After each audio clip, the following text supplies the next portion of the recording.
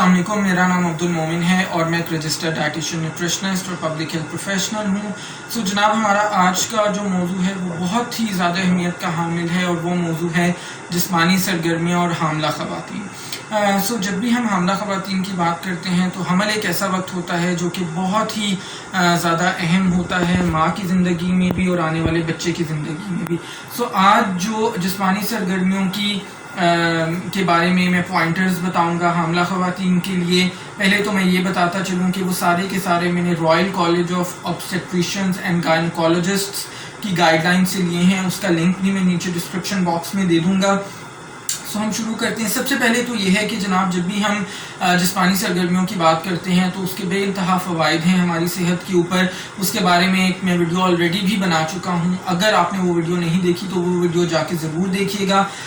اس کے علاوہ جو حاملہ خواتین کے لیے اس سے بڑھ کے فوائد ہیں وہ یہ ہیں کہ حاملہ خواتین اگر جسمانی سرگرمیاں کرتی ہیں تو ان کی فٹنس بہتر رہتی ہے, ان کا وزن جو ہے وہ مینٹین رہتا ہے. یاد رکھیے گا حمل کے دوران ایک خاص طریقے سے حاملہ خواتین کا وزن بڑھنا بھی بہت ضروری ہوتا ہے. اسی طرح ریسرچ نے یہ بھی ثابت کیا ہے کہ ایسی حاملہ خواتین جو حمل کے دوران جسمانی سرگرمیاں کرتی رہتی ہیں ان کا جو ڈیلیوری ہے وہ بھی بہت آسان ہوتی ہے نسبتاً ان حاملہ خواتین کے جو جسمانی سرگرمیاں نہیں کرتی. اسی طرح حمل کے دوران جو خواتین کی ٹانگوں کے اندر سوزش ہو جاتی ہے وہ ایسی خواتین میں کم ہوتی ہے. پیروں کی سوزش بھی کم ہوتی ہے. اسی طرح سے جو تھکاوٹ کا احساس ہے اور جو کمر کا درد ہے وہ بھی ایسی خواتین میں کم ہوتا ہے جو جسمانی سرگرمیاں خاص طور پر کرتی ہیں. اس کے علاوہ جو لیبر پین ہے وہ جسمانی سرگرمیاں باقاعدہ کرنے والی خواتین میں کم ہوتی ہے. پھر اس کے ساتھ ساتھ جو GDM گیسٹیشنل ڈائبٹیز میلائٹس یعنی ایسا ذیابیطس جو حمل کے دوران ہوتا ہے اس کے ہونے کا چانس بھی کم ہو جاتا ہے. اچھا جی, اب اگر آپ بات کر رہے ہیں حاملہ خواتین کی, حمل کے دوران ان گائیڈ لائنز کے مطابق ان کو کتنی جسمانی سرگرمی کرنی چاہیے. اگر تو اس سے پہلے حمل سے پہلے وہ جسمانی سرگرمیاں بالکل بھی نہیں کرتی تو حمل کے دوران انہیں 15 منٹ کی فزیکل ایکٹیویٹی ہفتے میں 3 دن, روزانہ نہیں ہفتے میں 3 دن 15 منٹ کے لیے جسمانی سرگرمی شروع کرنی چاہیے. اور پھر اگر وہ مناسب سمجھتی ہیں تو وہ 30 منٹ تک ہفتے میں 4 بار جا سکتی ہیں. اس کے علاوہ اگر وہ حمل سے پہلے جسمانی سرگرمیاں کرتی رہی ہیں تو پھر جس طرح کی جسمانی سرگرمیاں اور جتنی دورانیے کی جسمانی سرگرمیاں وہ حمل سے پہلے کرتی تھیں اسی حساب سے ان کو جاری رکھنا چاہیے. ہاں یہ بات ضرور آپ نے اپنے ذہن میں رکھنی ہے کہ جب آپ کا دوسرا ٹرائمیسٹر سٹارٹ ہوگا یعنی چوتھے مہینے کا ابتدا ہوگا اس وقت آپ کی جو جسمانی سرگرمیوں کی شدت اور دورانیہ ہے وہ نیچرلی کم ہو جائے گا اور وہ کم کرنا بھی چاہیے آپ کو. اس کے علاوہ یہ ہے کہ جب بھی آپ حمل کے دوران جسمانی سرگرمیاں کریں تو ایسی کھیلوں میں مت حصہ لیں جس کے اندر فزیکل کانٹیکٹ ہونے کا چانس زیادہ ہو, سو دیٹ آپ کو کسی قسم کا دھکا نہ لگے یا کسی قسم کی انجری آپ کو نہ ہو. اس کے علاوہ جو بہت ہی انٹینس قسم کی بہت ہی زیادہ شدت کی جسمانی سرگرمیاں ان میں ظاہر آپ نے حصہ نہیں لینا. مثال کے طور پہ اسکوبا ڈائیونگ ہو گئی جس کے اندر آپ کا جو پریشر ہے وہ بہت زیادہ چینج ہوتا ہے اور اتنا پریشر کا جو چینج ہے وہ ہونے والے بچے کے لیے بالکل بھی اچھا نہیں ہے. اسی طرح بہت زیادہ ہائر آلٹیٹیوڈز پہ یعنی سطح سمندر سے بہت اوپر کے جو علاقے ہیں ان کے اوپر آپ کو وہاں پہ نہیں جانا چاہیے. وہاں پہ آکسیجن کی فراہمی کم ہوتی ہے, وہاں جانے سے آپ کو اوائڈ کرنا چاہیے. پھر اس کے علاوہ اور جو بہت ٹف قسم کی مشکل قسم کی جسمانی سرگرمیاں ہیں جیسے کہ گھڑ سواری ہو گئی یا پھر سائیکلنگ ہو گئی بہت تیز یا پھر رسی کودنا ہو گئی, ان سے آپ کو اوائڈ کرنا چاہیے. یہ آپ کو نہیں کرنی چاہیے کیونکہ اس کے اندر گرنے کا اندیشہ بہت زیادہ ہوتا ہے.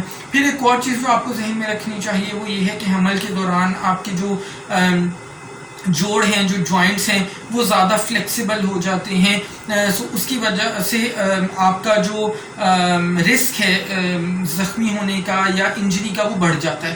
اس رسک کو کرنے کے لیے آپ نے جب بھی جسمانی سرگرمیاں کرنی ہے اس سے پہلے تھوڑا سا اپنے آپ کو وارم اپ ضرور کر لیں اور جسمانی سرگرمی ختم ہونے کے بعد تھوڑا سا کول ڈاؤن ضرور کر لیں اپنے آپ کو. اس کے علاوہ ایسی جسمانی سرگرمیاں مت کریں جس کے اندر بہت زیادہ سانس آپ کا پھول جائے. جیسے کارڈیو آپ عام طور پر کرتے ہیں تو وہ حمل کے دوران اس کو بہت زیادہ مت کیجیے گا کیونکہ بہت زیادہ سانس کا پھولنا آپ کے لیے اچھا نہیں ہے. اس کے علاوہ جب آپ کی حمل کا 16 ویک ختم ہو جائے تو اس کے بعد ایسی جسمانی سرگرمیاں آپ کو بالکل نہیں کرنی چاہیے جن کے اندر آپ نے اپنی کمر کے بل لیٹنا ہے، کیونکہ اس کی وجہ سے آپ کا جو ہونے والا بچہ ہے اس کے اوپر پریشر زیادہ پڑ سکتا ہے، اور وہ بچے کے لیے، اس کی صحت کے لیے بالکل بھی اچھا نہیں ہے۔ اس کے علاوہ جب بھی آپ حمل کے دوران جسمانی سرگرمیاں کر رہی ہوں تو یہ ضرور اس بات کو یقینی بنا لیں کہ جو درجہ حرارت ہے وہ بہت زیادہ نہ ہو، یا نمی کا تناسب ہوا میں بہت زیادہ نہ ہو، کیونکہ اس کی وجہ سے آپ کے جسم کا جو درجہ حرارت ہے وہ بہت بڑھ سکتا ہے، جو آپ کے لیے یا آپ کے بچے کے لیے بالکل اچھا نہیں ہے۔ اسی طرح جسمانی سرگرمیاں کرتے ہوئے ہمیشہ اچھے سے پانی پئیں، شروع کرنے سے پہلے جسمانی سرگرمی کرتے ہوئے اور جسمانی سرگرمی کرنے کے بعد اپنے آپ کو اچھے سے ہائیڈریٹڈ رکھیں، اچھی مقدار میں پانی پئیں۔ اور آخری چیز یہ ہے کہ جب بھی آپ کو کوئی ایسے علامات ظاہر ہوں جو کہ عام طور پر آپ کو نہیں ہوتی جسمانی سرگرمی کرنے سے پہلے، کرنے کے دوران یا کرنے کے بعد، تو فوراً سے پیشتر اپنے گائنیکالوجسٹ سے رابطہ ضرور کریں، اور ان کے مشورے سے ہی پھر آگے جسمانی سرگرمی کو یا جاری رکھیں یا پھر اس کو چھوڑ دیں۔ اور آخری چیز یہ ہے کہ کوشش کریں کہ سوائے اس کے کہ آپ کو آپ کی گائنیکالوجسٹ نے مکمل بیڈ ریسٹ کا مشورہ دیا ہے، مکمل آرام کا مشورہ دیا ہے، تو کسی نہ کسی شکل میں اپنی جسمانی سرگرمی کو ضرور کرتے رہیں۔ لیکن میں پھر سے بتا دوں کہ جیسے کہ میں نے ریفرنس اس ویڈیو کے شروع میں دیا کہ یہ گائیڈ لائنز بہت ہی معتبر ادارے سے میں نے لی ہیں، اور انہی کی روشنی میں نے ویڈیو بنائی ہے۔